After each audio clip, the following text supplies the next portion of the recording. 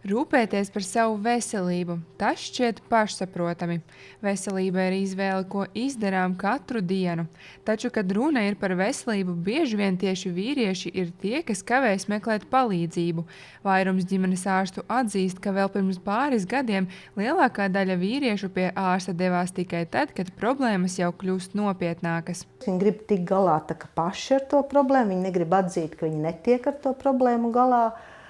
Un tāpēc arī pat pētījumos bija teikts, ka tie vecā gadagājuma vīriešiem gāja runāt, ka veselīgāk ir tie, kas dzīvo attiecībās, kad sievietes ir tās, kas viņus vairāk uzmanīja, iet runa gan par ēšanu, gan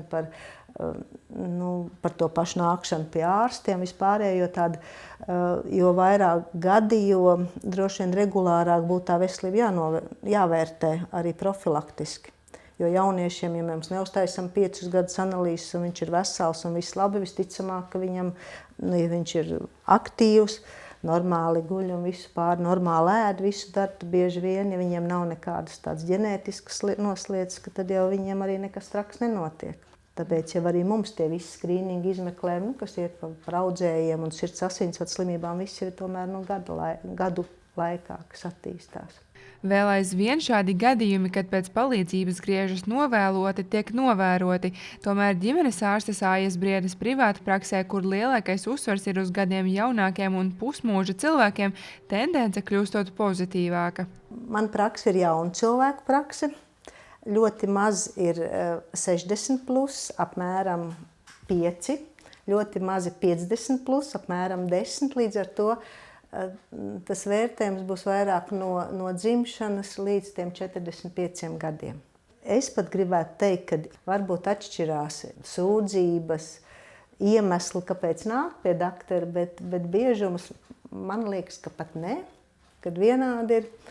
Ar ko varbūt man tā liekas atšķirās vīrietis no sievietes, ar to, ka sieviete ir emocionālāka, jūtīgāka, varbūt pievērš tādiem sīkākām lietām, un vīrietis vairāk vērsts uz tādām lielām problēmām, ko risināt.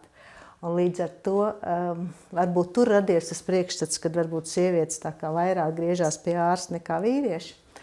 Bet man liekas, tas ir ļoti objektīvi, tāpēc, kad vīrieši, man liekas, vispār ir vērsti uz to, kad viņi mēģina tikt ar savu problēmu galā paši, un tas nemaz nav slikti. Man liekas, tas ir ļoti normāli. Kamēr tas neaiziet līdz tādām,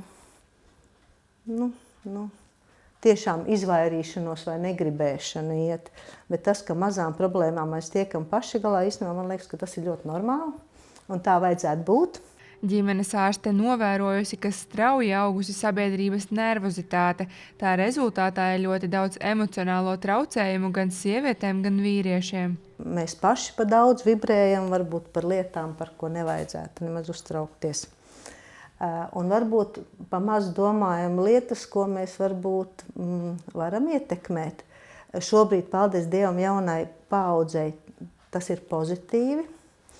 Kad pa veselīgo dzīvesveidu sāk jau domāt, nav tā, ka galīgi nedomā, varbūt tā informācija ir ļoti daudz un līdz ar to varbūt nekritiski tiek izvērtēta, bet kopumā tas ir pozitīvi. Puišiem, kas ir ļoti svarīgs, tās ir fiziskās aktivitātes, viņi tāpēc dabas ģenētiski tā ir radīti, ka viņiem ir jākustās. Un man liekas, tā ir ļoti, ļoti labi, ja sporta skolotāji iemāca prieku kustēties. Jo tas būtu tas, kas būtu jāiemāca sporta skolotājiem. Nevis kaut kādi rezultāti un atzīmes vai vēl kaut kas, bet lai būtu prieks un lai tas paliktu uz mūžu, lai cilvēks atrastu lietu, kas viņam patīk un lai viņš to turpinātu darīt. Tas, domāju, ir pamats tieši vēlākai veselībai. Lai nav tā, kā vecos laikos teica, līdz 40 gadiem bojājam veselību un pēc 40 sākam uzlabot veselību. Un starp citu, tas vēl joprojām ir aktuāli. Jo man tāds sāk nākt tieši tie 40 gadnieki, ka viņi tieši paši to atzīst, un īstenībā tieši puiši to atzīst vairāk. Ko viņi darījuši šausmas līdz tiem 40 vai līdz tiem 30, un ko viņi tādi sapratuši un ko negribētu vairāk darīt. Būtiska sabiedrībā novērota problēma ir kofīna, nikotīna un alkohola patēriņš. Diena tiek iesākta ar kofīnu, iespējams turpināta ar kādu kofīna saturošu enerģijas dzērienu, pastiprināta ar nikotīnu, bet, lai atslābinātos, lietots arī alkohols. Šie ieradumi ilgtermiņā rada milzīgu ietekmi uz sirdi, miegu un nervu sistēmu. Ja jaunieša vai jauna pieaugušā gados vēl netiek justas sekas, tad pusmūža cilvēkiem bieži vien tieši šie ir iemesli, kādēļ nonākt pie ārsta. Šo problēmu pastiprina arī ģimenes ārste Aija Briede, norādot, ka par šīm problēmām un atkarību raisošajām lietām jau skolas laikā, interešu izglītības un treniņu laikā, kur bieži vien treneri ieņem autoritāru lomu, būtu jārunā pastiprināti un interesantā veidā, kas jauniešos raisītu pozitīvas pārmaiņas viņu nākotnē.